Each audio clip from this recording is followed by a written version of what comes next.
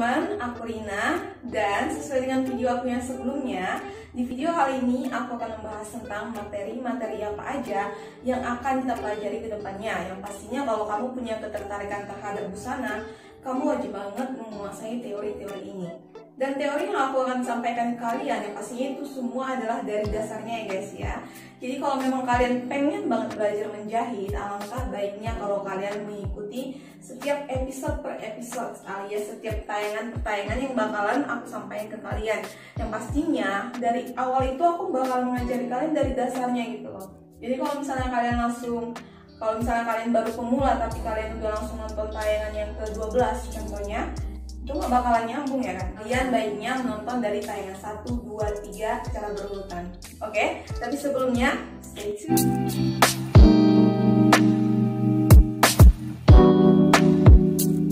Oke guys, kalau kita ngomongin soal busana, ini kita mau berbicara soal busana.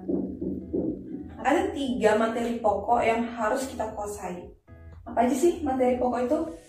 Dan materi pokok ini benar-benar pokoknya ya, pokoknya gitu. Ada 3. Yang pertama, desain. Materi pokok yang kedua itu adalah pola. Dan materi pokok yang ketiga adalah disinilah menjahit. Oke, kenapa aku membedakan ketiga materi ini? Karena memang diantara desain, pola, dan menjahit itu punya kesulitannya masing-masing ya. Banyak diantara kita yang mungkin belum memahami makna dari desain, makna dari pola, makna dari menjahit. Mungkin kalau kita sebagai orang awam kita menganggap itu sebagai satu kesatuan. Memang itu sebuah satu kesatuan. Tapi tidak selamanya orang yang pandai mendesain itu pandai membuat pola. Dan tidak selamanya orang yang pandai membuat pola itu pandai mendesain. Kalau misalnya kamu melihat di workshop para desainer itu, kamu akan menemukan seorang desainer, seorang pembuat pola, dan seorang penjahit. Kenapa? 3 kesatuan ini tuh nggak bisa dipisahkan kalian. Kalian itu nggak perlu menjadi ahli di 3 bidang ini. Kenapa? Karena memang setiap orang itu punya bidangnya masing-masing, punya keahliannya masing-masing. Jadi kalau misalnya kamu lebih memiliki ketertarikan di dunia jadi menjahit, alangkah baiknya kalau kamu menguasai teknik di situ. Tapi bukan berarti kamu menutup mata juga untuk menguasai pola dan desain. Nah, aku mau ngasih tips sedikit ya untuk mengenali karakter kamu. Misalnya kamu adalah seorang yang good looking, kamu adalah seorang yang visualnya itu sangat tinggi, memandang segala sesuatunya itu dari segi visual. Kamu punya cinta terhadap warna, kamu punya ketertarikan terhadap sesuatu yang indah seperti style atau tentang gambar, kamu suka menggambar, aku saranin kalau kamu itu lebih menguasai yang namanya desain. Kenapa? Karena di desain ini adalah kumpulan orang-orang yang kreatif, dimana kamu itu lebih sering menggunakan otak kanan kamu untuk berpikir, dan dunia desain itu baik banget buat kamu, bagus banget. Nah, kalau misalnya kamu adalah seorang yang suka berpikir secara logika, kamu suka hitung-hitungan, kamu suka rumus-rumusan, alangkah baiknya kalau kamu itu mendalami dunia pola. Kenapa? Karena di pola ini kita akan menggunakan rumus-rumus yang bakalan buat kamu sedikit pening ya. Pening banget kalau misalnya kamu nggak suka hitung-hitungan. Nah, kalau kamu adalah seorang yang suka teknik, menyukai segala sesuatunya itu dengan tangan gitu, alias kinestetik kamu itu bagus banget, alangkah baiknya kalau kamu menguasai teori-teori tentang menjahit. Jadi di video kali ini aku akan menyampaikan ke kamu tentang materi-materi yang bakalan kita pelajari ke depannya. Di desain, aku ada bukunya ya guys ya. Ini aku ada buku. Ini bukunya itu judulnya The Language of Fashion Design. Jadi bukunya ini berisi tentang 26 principles every fashion designer should know. Di buku ini ada 26 prinsip seorang desainer. Ini bukunya karya dari Laura Fontintesta ya. Dan ini aku kopian guys, Ini print sih, bukan kopian. Maksudnya aku print dari ibu. Karena apa? Karena ini tuh nggak ada dijual di Indonesia. Kalaupun kita mau belinya, kita harus membeli dari luar negerinya. Dan harganya itu sangat mahal. Dan ini bahasa pengantarnya itu bahasa Inggris ya guys. Jadi aku perlu waktu juga untuk menerjemahkan semua isi dari materi ini. Tapi aku semangat banget buat nyampein isi dari buku ini sama kalian guys. Nah, jadi ada 26 prinsipnya itu prinsip-prinsipnya. Yang pertama nanti dia membahas tentang color. Oh ya guys, kalau misalnya kalian pengen fokus di bidang desain, di sekolah-sekolah desain manapun itu, sekolah-sekolah fashion manapun itu, aku nyaranin banget kalian harus menguasai namanya bahasa Inggris. Kenapa? Karena bahasa Inggris itu sebagai basic kalau misalnya kalian pengen jadi desainer. Walaupun kalian sekolah desain contohnya di kota Bandung atau di kota Jakarta atau dimanapun itu, biasanya mereka akan mengundang para guru-guru dari luar negeri, para ahli dari luar negeri itu akan membawakan materi-materi tentang busana dan pastinya akan dibawakan dalam bahasa Inggris. Jadi aku saranin banget kalau kalian pengen terjun di dunia desain, kalian harus menguasai yang namanya bahasa Inggris, oke? Nah, yang pertama itu kita bahas tentang color, yang kedua tentang shade. Nah, kalian perlu mencatat juga ya kalau misalnya pengen belajar untuk kedepannya, baiknya kalian tahu dulu materi apa yang bakal kita bawakan. Nah, yang ketiga, di tayangan ketiga itu kita akan membahas tentang siluet. Di materi yang keempat itu akan membahas tentang line. Di tayangan yang kelima kita akan membahas tentang bias. Di tayangan keenam ya, kita akan membahas tentang blok. Ini bukan blok kayu, ini bukan blok bangunan, tapi ini tentang blok busana. Tayangan ketujuh kita akan membahas tentang construction. Di tayangan yang ke-8 kita akan membahas tentang thread. Apa pengertian dari ini semua? Kita akan membahasnya nanti ya guys. Di tayangan yang ke-9 aku bakalan bawain teori tentang volume. Tayangan yang ke-10 tentang function. Di tayangan yang ke-11 itu tentang deconstruction. Di tayangan yang ke-12 itu tentang adjective shape. 13 itu tentang symmetry. Di tayangan yang ke-14 itu tentang simetri. Jadi asimetri ini kebalikan dari simetri ya guys. Di tayangan yang ke-15 tentang transparansi.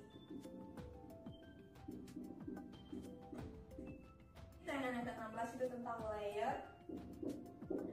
Di tayangan 17 itu tentang texture. Di tayangan yang ke-18 print. Di tayangan yang ke-19 itu tentang contrast.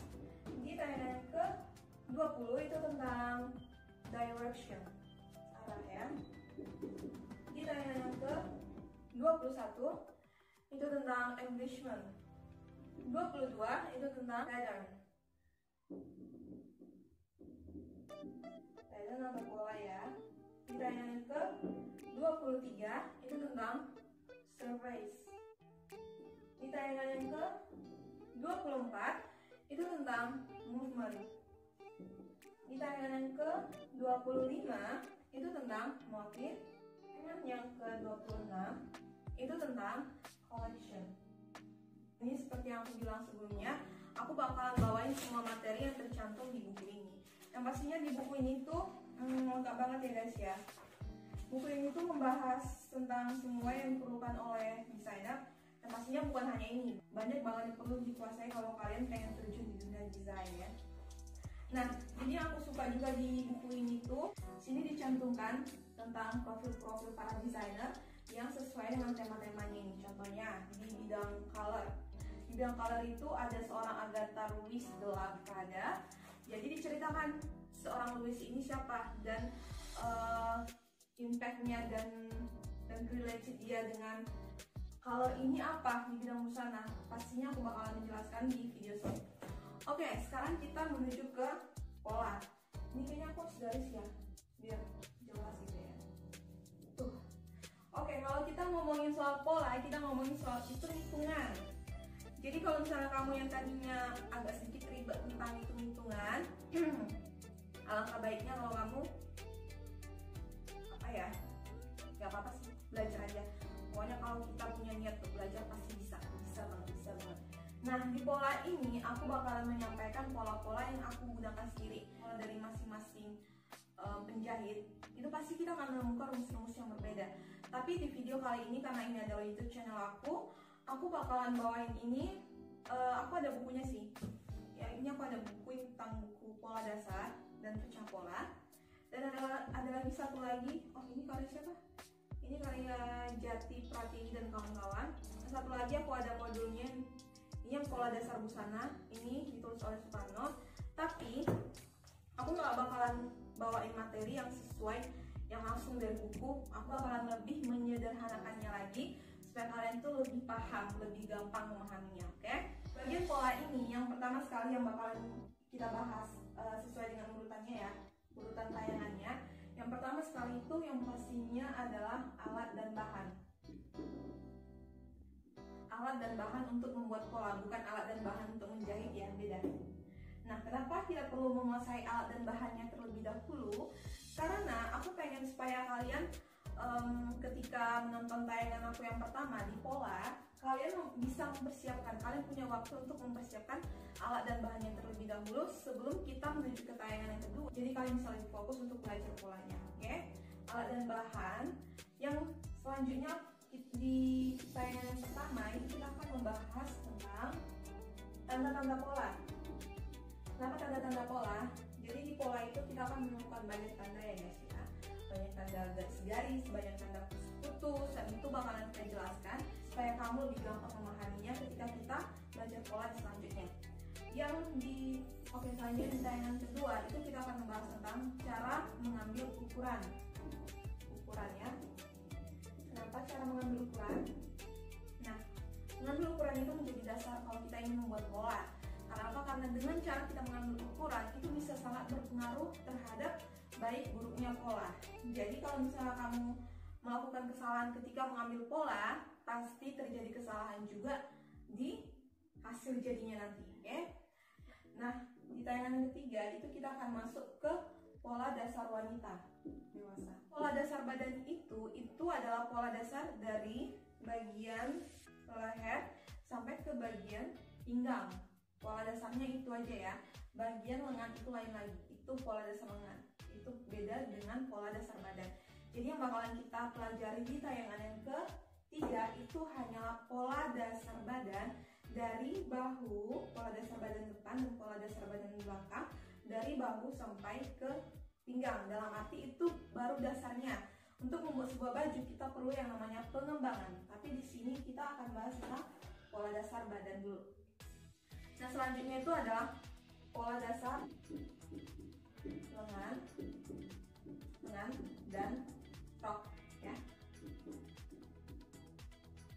Bilang lengan itu banyak jenisnya dan rok itu banyak jenisnya, tapi di tayangan yang keempat ini kita akan fokus untuk membahas tentang pola dasarnya. Di tayangan yang kelima kita akan membahas tentang garis leher, macam-macam garis leher, banyak banget macam-macamnya. Dan di situ kita buat pola juga, kita menulis pola juga. Kalau misalnya kalian bingung garis leher itu di mana, pastinya di bagian leher. Kalau kalian ada yang bentuk segitiga, ada yang bentuk persegi, ada yang bentuk segi lima, itulah garis-garis leher. Dan kita akan belajar membuat polanya tentang ukuran-ukurannya di tayangan yang ke-5. Selanjutnya di tayangan yang ke-6 kita akan membahas tentang macam-macam kerah dan membuat polanya ya. Jadi kerah itu banyak juga, contohnya ini ada kerah, contohnya ini kerah, ada juga namanya kerah kemeja, kerah Shanghai, banyak banget. Kita akan bahas di yang tayangan ke-6 ya. Selanjutnya di nomor 7 kita akan membahas tentang macam-macam lengan dan pasti kita akan membuat polanya juga. Dan di tayangan yang ke-7 kita akan fokus membahas tentang lengan. Dan di tayangan yang ke-8 macam-macam saku dan cara membuat saku. Kita akan membahas tentang uknat. Beragam-ragam ya guys ya, bisa kita ambil dari bahu, bisa kita ambil dari pinggang, bisa kita ambil dari sisi, bisa kita ambil juga dari pertengahan buah dada dan lain-lain, banyak banget yang perlu kita bahas itu. Dan di tayangan tersebut kita akan membahas tentang macam-macam rok. Kalau kalian melihat rok itu pasti banyak bentuknya, ada yang lingkaran, ada yang span, ada bentuk pias dan lain sebagainya. Dan yang selanjutnya di tayangan ke-11 kita akan membahas tentang macam-macam celana. Nah, celana juga ada jenis-jenisnya ya. ada celana kulot, ada celana pantalon, dan lain sebagainya. 12 kita akan membahas tentang pola dasar celana. Pola dasar celana. Makanya aku pengen kalian belajar dari awal supaya kalian bisa lebih menguasainya sampai ke ini bagian celana. Nah, di sini karena bagian pola masih banyak lagi, ini masih dasarnya ya guys ya. Ini adalah teori-teori dasarnya. Setelah ini di video selanjutnya aku akan membahas tentang pengembangan pola.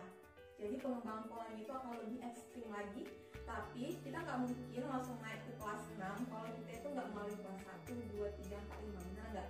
Jadi kalau misalnya kalian nggak sabaran, dan yang namanya menjadi itu harus sabar ya guys. Di sini aku mau tekankan lagi sama kalian, jangan mengharapkan kalian langsung menguasai pola kebaya, sementara pola dasar badan aja kalian belum bisa ya.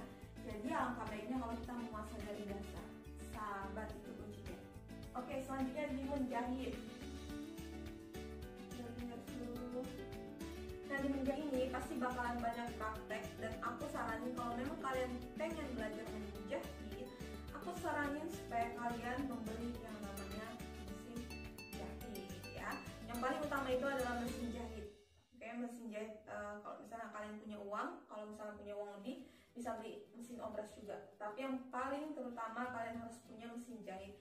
Karena gimana kalian bisa menjahit kalau nggak punya mesinnya, coba? Nggak mungkin kan? Oke, di tayangan yang pertama itu aku akan membahas tentang alat dan bahan, sama yang seperti di pola tadi ya. Nah, di sini aku akan sekalian memperkenalkan tentang mesin jahit juga. Mesin jahit, jenis-jenis mesin jahit yang perlu dan yang paling terpenting kalau kamu ingin belajar menjahit ya. Banyak jenis mesin jahit, tapi aku cuma menyarankan sama kalian supaya memiliki mesin jahit manual sama mesin jahit obras, yang paling terutama. Oke, selanjutnya itu di episode yang kedua aku bakalan menuntun kalian untuk mengoperasikan mesin jahit. Tapi di video yang kedua ini, di tayangan yang kedua ini, aku bakalan menjelaskan secara pelan-pelan gitu, jadi kalian bisa lebih memahaminya. Kalau misalnya kalian masih kurang juga dengan video aku saranin buat kalian mencari tempat khusus atau orang yang bisa mengajari kalian tentang menggunakan mesin jahit. Nah, di sini di Medan aku juga membuka kursus menjahit ya guys. Kalau misalnya kalian tertarik, kalian tinggal komen di bawah. Aku menerima les privat juga. Kalau misalnya kalian udah punya mesinnya, aku bisa langsung datang ke rumah untuk mengajari kalian. Tapi kalau belum punya mesinnya, langkah baiknya kalian belajar sama aku aja langsung di rumahku ya. Oke, tayangan yang kedua ini aku bakalan mengajarkan kalian tentang mengoperasikan mesin jahit. Itu ada mesin jahit disebut dengan mesin jahit manual, ada yang disebut dengan portable, ada yang disebut dengan high speed. Kalau kalian tahu yang digunakan di industri high speed dan obras. Di sini aku bakalan membuat satu video dimana aku mengajari kalian tentang cara mengoperasikan mesin-mesin tersebut ya. Nah, di tayangan yang ketiga aku bakalan mengajarkan kalian tentang kesalahan apa aja sih yang kalian akan temukan ketika kalian menggunakan mesin jahit. Oke, kesalahan-kesalahan. Jadi banyak banget kesalahan yang bisa kita lakukan ketika baru pertama sekali mengoperasikan mesin jahit. Contohnya apa? Contohnya jarum tidak terpasang dengan baik, jadinya benang itu nggak tertancap dengan baik juga di kain ya. Yang kedua itu banyak juga kasus itu benang bawahnya itu berkerut, banyak juga yang bertelur, yang tidak rapi ya, seperti itu. Itulah yang akan kita bahas di tayangan ketiga tentang menjahit. Tayangan yang keempat kita akan membahas tentang kampu. Kampu itu pasti kalian masih bingung. Kampu itu apa sih? Aku nggak ngerti. Aku nggak tahu menjahit gitu ya. Nah, kampu itu adalah kain sisa di bagian sisi, di bagian bahu, di bagian bawah baju, di bagian bawah lengan. Ini pasti ada kain sisa di dalam ini. Ini yang kita sebut dengan kampu. Nah, di dalam itu juga beragam-ragam. Makanya kita perlu mengenali dulu jenis-jenis kampu itu apa. Jadi jenis kampu yang digunakan di kebaya sama jenis kampu yang digunakan di busana kerja contohnya itu berbeda ya guys. Itu jelas jauh berbeda, dan kita akan membahasnya di tayangan yang keempat. Nah, di tayangan yang kelima itu kita akan membahas tentang rompok dan depun. Jadi rompok dan depun ini adalah jenis penyelesaian busana. rompok dan tekun ini adalah jenis penyelesaian busana. Kalau misalnya kalian melihat di baju blus ya, baju blus itu pasti ada di bagian lehernya ada kain kecil, yang dimasukkan ke dalam. Fungsinya supaya apa? Supaya bagian lehernya itu terlihat dengan rapi. Nah, contohnya seperti baju aku ini juga, ini kain ini disebut dengan rompok. Jadi misalnya kita mau buat sebuah busana, kalau kita nggak tahu cara penyelesaian leher, penyelesaian lengan, atau bawah baju itu, percuma kita belajar jahit kalau kita nggak tahu penyelesaiannya seperti apa. Oke guys, jadi di menjahit ini hanya sampai tayangan yang kelima. Kenapa hanya sampai tayangan yang kelima? Karena aku mau nanti yang di bagian pola sama bagian menjahit itu related gitu loh. Jadi dia berhubungan. Nah, tadi kan di pola kita hanya sampai ke pola dasar celana. Aku pengen supaya di menjahitnya itu kita nggak perlu belajar buat pola lagi. Jadi apa yang udah kita buat di pola ini, langsung polanya itu yang kita akan bawakan di menjahit. Jadi aku pengen supaya kalian itu mempelajari tentang dasar-dasarnya dulu. Ini juga menjadi tentang dasar-dasarnya. Setelah itu kita akan masuk ke pengembangan. Disitulah aku bakalan ngajarin kalian tentang cara menjahit lengan, tentang cara menjahit busana, menjahit kupnat, menjahit dengan sistem butik, menjahit dengan sistem modiste, dengan sistem tailoring. Semua itu bakalan kita pelajari di pengembangan selanjutnya. Dan aku pengen pastiin supaya kalian menyaksikan video-video aku itu secara berurutan. Sekali lagi, secara berurutan ya guys ya. Jangan pernah malas untuk menonton secara berurutan, karena dengan berurutan itu kalian akan lebih memahaminya. Oke guys, sekian dulu video aku kali ini, dan aku pastinya gak bakalan bosan-bosan buat meminta subscribe dari kalian supaya apa? Supaya aku tuh lebih semangat lagi buat video dan berbagi ilmu sama kalian semua guys. Nah, pastinya aku gak merasa rugi, aku gak akan pernah merasa rugi berbagi ilmu, walaupun memang ilmu itu kita dapatkan dengan susah payah ya. Kita harus sekolah, kita harus berjuang, kita harus belajar mati-matian sampai begadang tiap hari untuk menjahit. Aku gak pernah merasa rugi karena aku merasa ketika aku berbagi ilmu dengan orang lain, maka ilmu itu akan semakin banyak mengalir sama aku. Karena apa? Karena sebelum aku ngajarin orang lain, pastinya aku harus ngajarin diri aku sendiri, bener nggak guys? Jadi buat kalian yang merasa, aduh sayang banget ilmu aku yang aku dapatkan dengan susah payah harus aku bagi gitu aja, aku nggak pernah merasa kayak gitu. Karena yang namanya hidup itu kita harus memberikan manfaat bagi orang lain. Dan ini adalah salah satu cara untuk aku berbagi manfaat buat kamu yang walaupun memang kamu nggak punya cita-cita jadi seorang penjahit, jadi seorang desainer, seorang pembuat pola, tapi dengan kamu bisa menjahit baju kamu sendiri aja, aku yakin pasti ada kesenangan tersendiri, pasti ada kepuasan tersendiri. Jadi jangan lupa juga untuk like video ini, untuk komen juga. Mungkin kalian punya saran, nah, aku pengen buat inilah, aku pengen buat ini, semuanya kalian tulis di komen, nanti aku balas. Dan jangan lupa share video ini karena aku yakin ini bermanfaat banget buat orang-orang sekitar kamu. Oke guys, sekian dulu video aku kali ini. Jangan pernah berhenti untuk belajar, karena belajar itu gak akan ada habisnya. Aku Rina, dan aku mau bilang goodbye.